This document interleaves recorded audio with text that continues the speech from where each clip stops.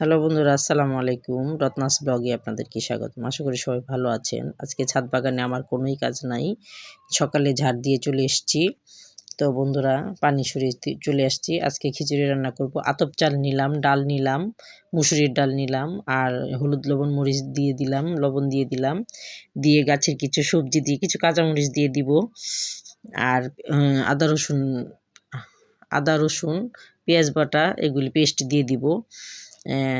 দিয়ে দেওয়ার পর এই নাড়াচাড়া দিয়ে সবজিটা দিয়ে আমি নাড়াচাড়া দিয়ে প্রেশার কুকারেই রান্না করলে এটা অনেক বেশি মজা হয়, আঠালো হয়, খিচুড়িটা খেতে অনেক মজা হয়। তো বন্ধুরা, আমি প্রেশার কুকার ঢাকনা লাগিয়ে দিয়ে ওই পাশে বসাই দিলাম, আর এই পাশে শুটকির ভর্তার প্রিপারেশন নিয়ে নিলাম। শুটকি রসুন পেঁয়াজগুলি ভালো করে নাড়াচাড়া দিয়ে একদম নরম করে ফেলবো, ভর্তা বানানোর উপযোগী করে ফেলবো। তারপরে 2টা শুকনা মরিচ ভেজে নিব, নামিয়ে নিব।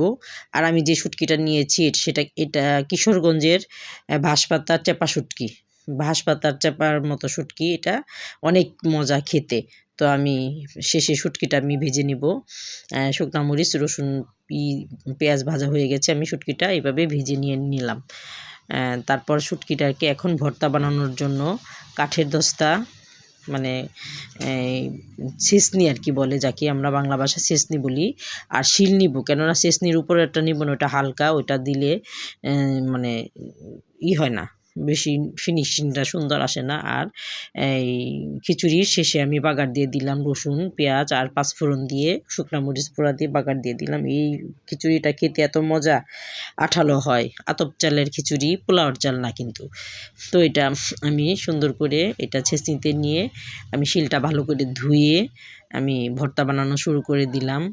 তো আজকে এই ভর্তা দিয়েই পেট ভরে ভাত খিচুড়ি খেয়েছি, খিচুড়ি আর এই ভর্তা খেয়েছি। সম্পূর্ণটা আমি ধারণ করতে পারি নাই, একা হাতে অনেক কাজ করতে হচ্ছে। তো যেটুকু দেখাইতে পারলাম, আপনারা কেমন লাগলো অবশ্যই কমেন্টসে জানাবেন। এই যে শুটকি ভর্তাটা, আমার ভিডিওটা কেমন লাগলো কমেন্টসে জানাবেন। একটা লাইক কমেন্ট শেয়ার করবেন, আর খিচুড়িটা দেখেন কেমন সুন্দর কালার হয়েছে। আল্লাহ হাফিজ।